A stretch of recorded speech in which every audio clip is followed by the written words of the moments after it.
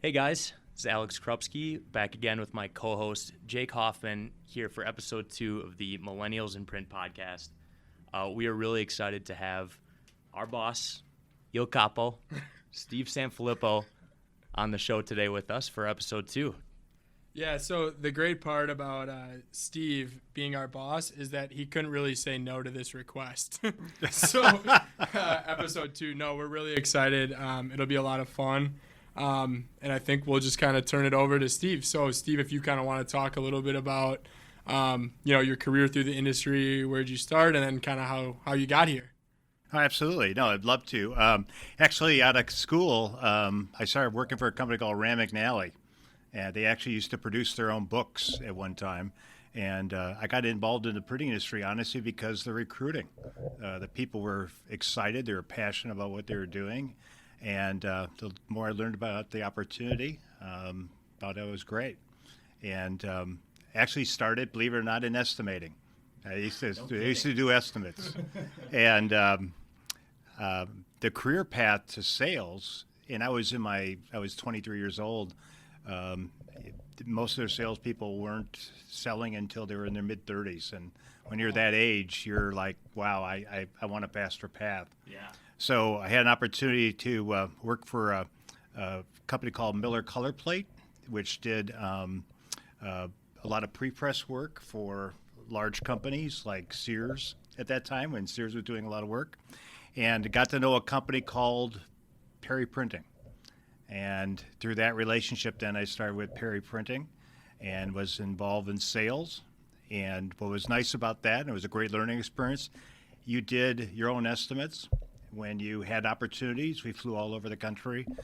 You came back and you managed it through the entire process. So it was a great, honestly, for a person new to the business, it was a great way to learn. And we, over time then, acquired another company called Judd Stetweiler. Our parent company at the time was, believe it or not, Milwaukee Journal-Sentinel. No kidding. Wow. At that point, it was called Journal Communications. And they wanted to divest themselves out of the print industry and get involved more in radio and TV acquisitions. So we were acquired by another party, and they grew us significantly through acquisitions, but also organic growth. And I was part of the Perry Judd's management team and got involved in the catalog and retail sales, also involved in publication sales at that time. Exciting thing was I got to fly all over the country, meet a lot of great people, great opportunity to learn.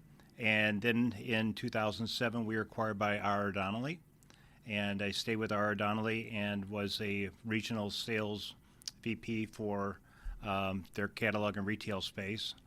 And then as time moved on, I got involved in the Western region as well. And, For the weather.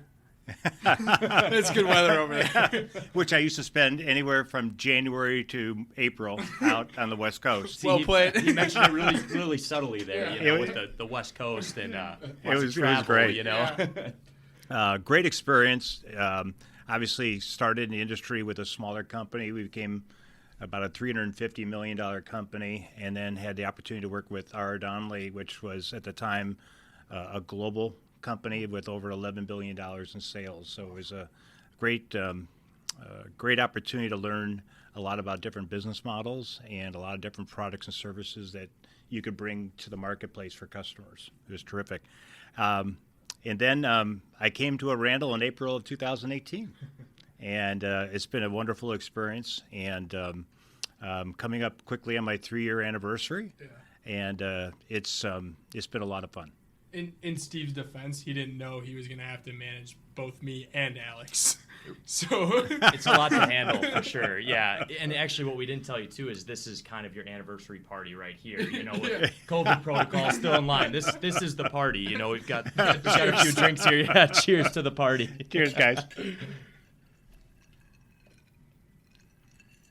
Well, yeah, I think it's so crazy to hear about kind of that consolidation which has taken place over decades of the print industry, and just how big it used to be and still is very big, obviously. But just to hear kind of what has all happened through the years and acquisition, obviously we've heard tons of stories about Perry Judd's back in the day. We have a lot of, former Perry Judd's people. I mean, we talk about Perry Judd's in that regard too, as being similar maybe to a Randall from back in the day. What are I guess some of the similarities and differences from all the printers that you've worked at through the years? No, it's a great question. I would tell you one of the things that Perry Judd's prided themselves on was listening to customers' needs and developing what they looked upon at the time as being tailored solutions to those needs. And we had the benefit of having some really innovative engineers as part of the team. And so at times I used to actually bring out an engineer to sales calls because we were able to take that knowledge back and then develop certain personalization or other modifications to our equipment to fit their specific needs based on the direction we were getting from the people in charge of both their catalog and other marketing efforts. And I think that's what makes a Randall such a great, I'll call it partner and solutions provider today, is that I think we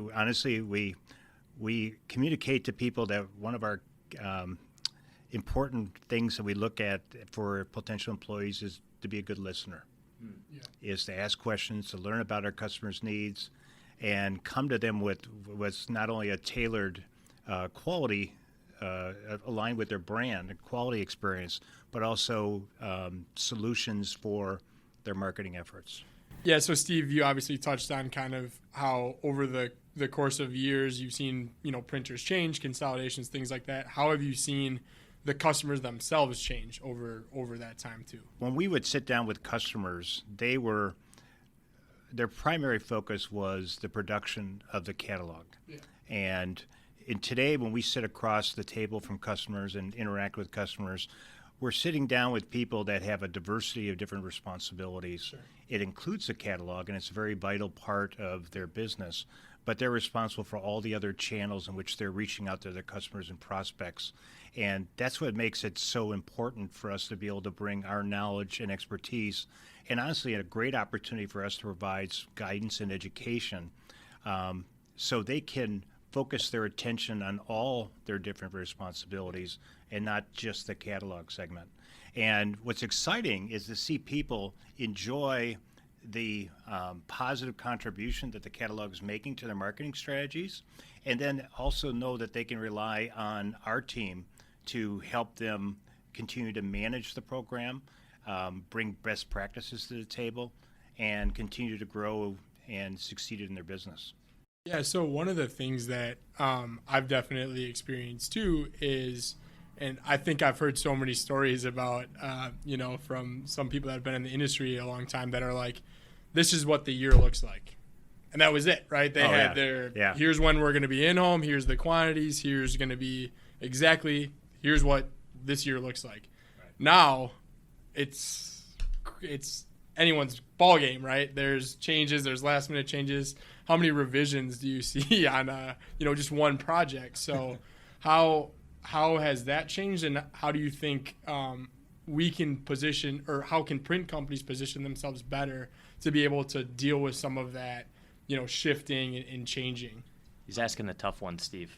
He's asking the really tough ones. No, that's honestly the agility that we can bring to those relationships is important, because as you pointed out, Jake, customers are always evaluating their strategies, modifying them based on things that they feel will be most effective within a certain time frame.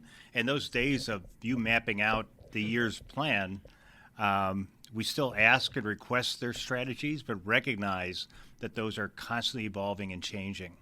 And I think the ability for our team to demonstrate that needed agility and also make the adjustments and modifications in aligning with what they need is great. So if they come to us with a last-minute request, we're going to be in a position to execute it, come up with solutions.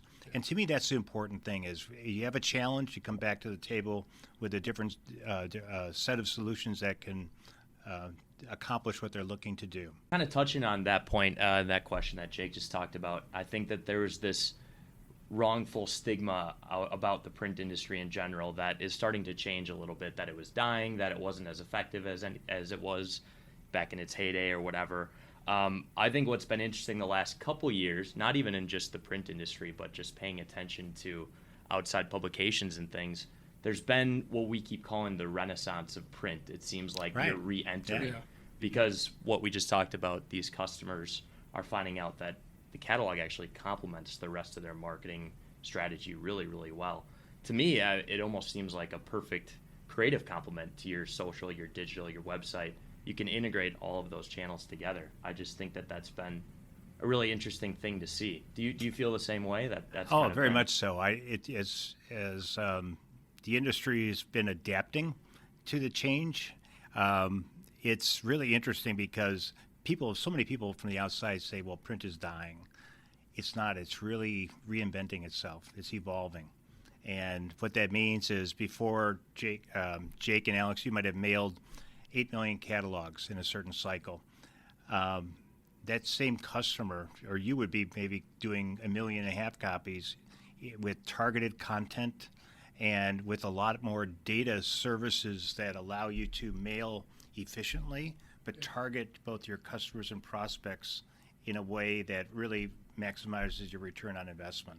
And to me, there's been so many great data solutions now that are provided to our customers that allows them to make a significant investment in print, but one in which they're much more able to understand the value that it brings to their overall marketing strategy.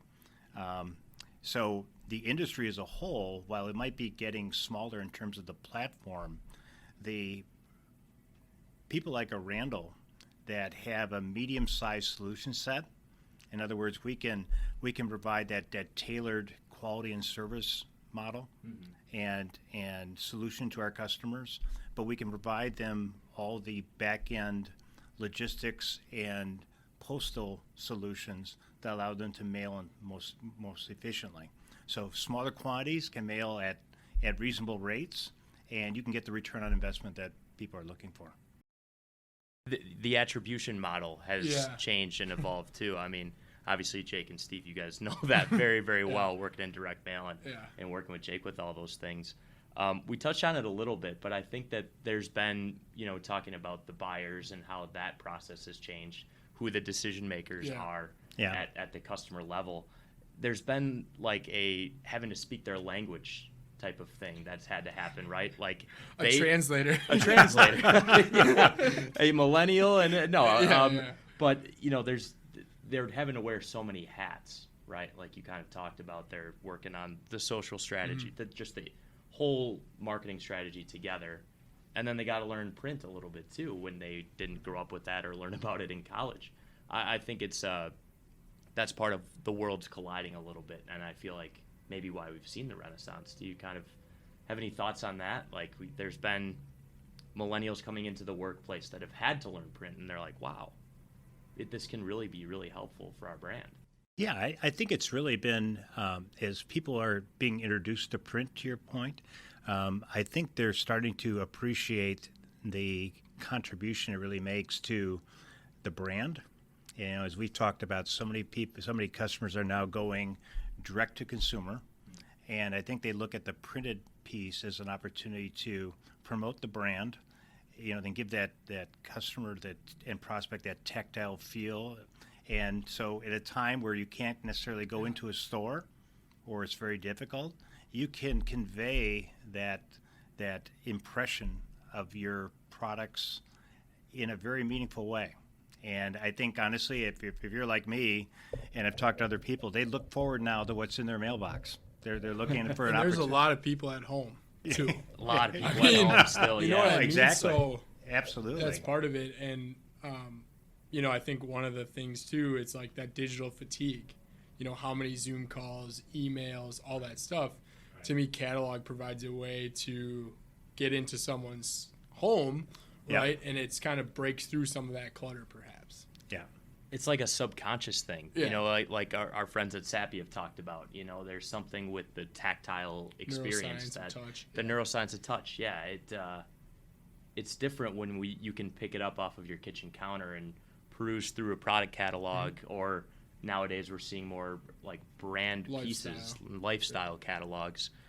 Can we talk about that a little bit? The evolution between what you talked about earlier, the mail order catalog to product focus to now, like you talked about, a lifestyle catalog. I think that evolution has been interesting. Well, it's interesting you say that, because if you look at design of a lot of catalogs, it was about their number of square inches and how much product they could put on a particular page. And today, while products are featured in a very visually impactful way, it's about you having certain outdoor apparel in a beautiful outdoor setting looking over the mountain.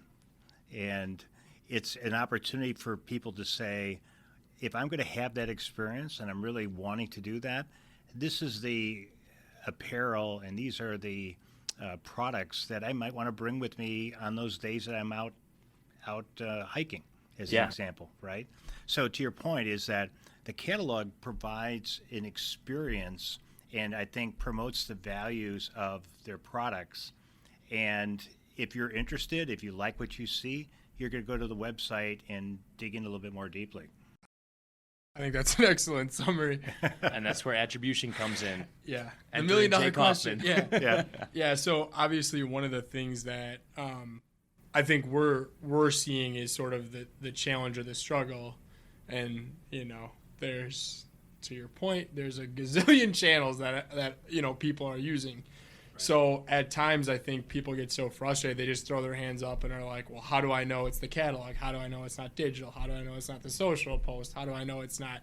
And I think the easiest answer is, well, it's probably a combination of all of those things that are going to contribute to the conversion.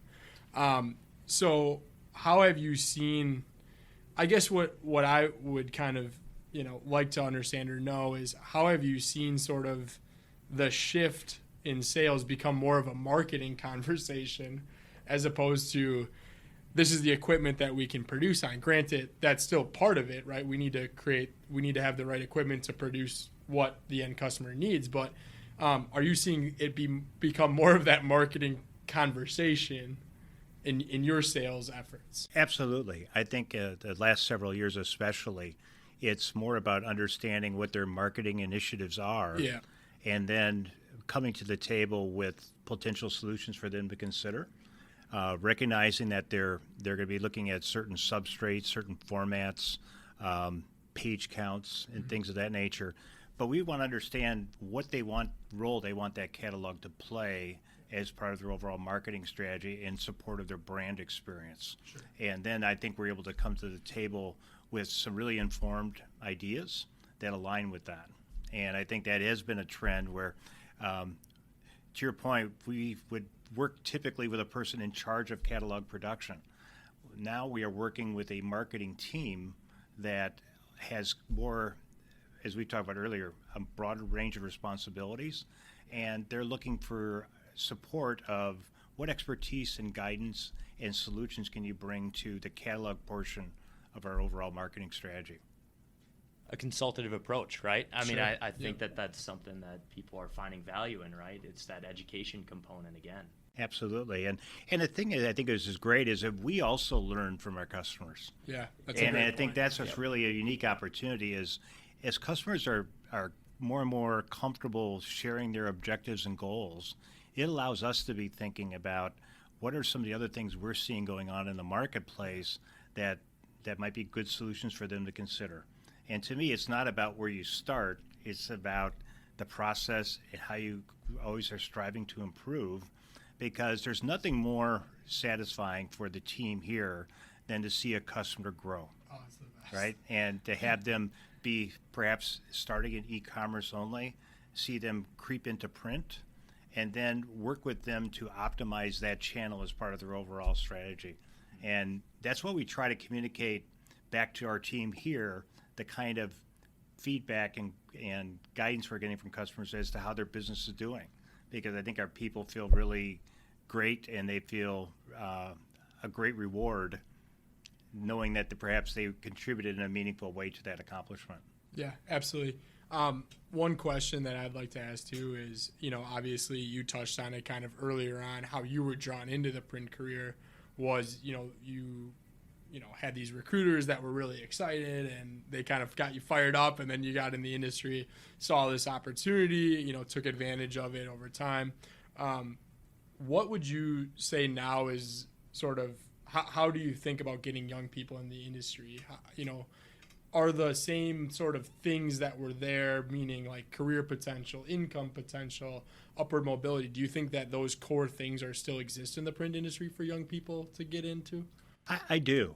I think, as you mentioned earlier, Alex, some of the perceptions of the printing industry are things that you would like people to maybe take a fresh look at, because I do believe that exists. In fact, I think the print industry is a great opportunity for a young person who enjoys working in a very dynamic environment and works and likes understanding that what their contributions are is part of the success of a brand or a group of brands. But definitely is the case. And what's exciting, I think, is there's an awful lot of knowledge and experience in our industry and a lot of really good people that are frankly looking forward to passing some of that on. Absolutely. But also are open to new ideas and new ways of doing things, much like you and Jake have brought to our You're doing a damn podcast, Steve. which has been great. And to me, that's exciting. It's exciting for both parties. Yeah. As a young person can make a meaningful contribution, they can help us continue to evolve our business to align with our evolving customers' needs. At the same time, the people that are more experienced, they can contribute, but they learn.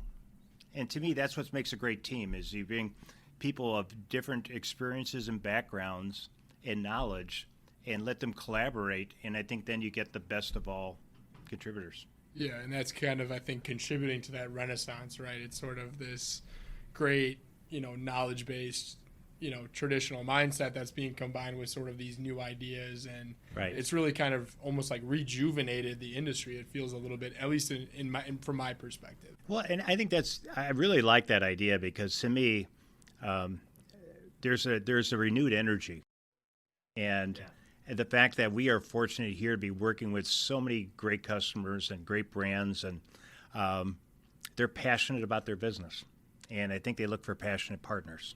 And I think that's why when you get the right people involved in those interactions and those relationships, you build off of each other. And I think bringing younger people in with interest would be exciting. And it's something that I'm hoping we can continue to have success with. Yeah, I think from my perspective, coming in again, just about 2 years ago, I looked at this in talking with you guys as a really cool opportunity to develop more marketing skills, get to know a different industry and things like that. And what I didn't know until shortly after coming in was the client base that printers have, and some, especially, at a Randall, but other printers have. It's some of the most well-recognized brands in the country, some of the biggest brands in the country, and retailers, e-tailers, cutting edge. I mean, I think that was really exciting for a person like me, and I know other people in our generation, as you can drive past, a department store and say, hey, we print their catalog. That's pretty cool, right? At our company. Cool. I think that's an incredibly really awesome selling point in working in the print industry. And I'll say too, coming in, I didn't know what to expect, going to different trade shows or coming into the building, anything like that. But especially at trade shows, have been treated with just the utmost respect and courtesy by people of other printers, even, competitors. It's really amazing. That doesn't exist in every industry, like we've all talked about before. Steve, if we could circle back for just a quick minute. I know we're kind of wrapping up the show a little bit here. Sure. But we kind of talked about us learning from our clients as well. And I think that there's no better way to kind of demonstrate that than the recent Arandel catalog that we all put together in partnership with our agency, CI Design. By the way, if you guys want to request a copy, arandel.com/catalog. You can request it online. But could you talk real quick about that experience for you and being a part of putting together your own catalog and being like one of our customers? I think that was a cool experiment. Well, honestly, I have to give the credit to the other side of the table here. Oh, yeah. Where are they at? You guys did a terrific job, and I think it was a great way of expressing to the marketplace how we look at ourselves as a partner, and what we thought was our vision for the future, and the role that we'd like to play in contributing to our customer success. And it was a lot of fun to bring the content together, and it was really supposed to get people really intrigued, provide good information, but get them to smile and enjoy it. And to me, that's part of our efforts to express to people the passion and enthusiasm we have for the industry and our business. And that at a time where you can have some challenging days and things, if you do something you love and you're passionate about, you'll have fun all the time. I know Jake's got one last question before we wrap up. Yeah, so I think the question on everyone's mind is, how long has that mustache been in play? I have to predate you a little bit. For those people here that will be watching the podcast, remember Ronald Reagan's presidency? I'm guilty. So it's an icon. So. It's been a while. Yes. It's been a while. So we'll see one of these days, just to shock you guys, I might take it off and see if you recognize me when I walk in the door. We can have you back on the show. It's like having a new guest. Well, see, there you go. Exactly. I'd be more than happy to do that. Yeah, well, thank you so much for coming on. Appreciate it, and thanks, everyone, for watching. Thank you. Thank you, guys. Catch us in the next episode. Thanks. Bye.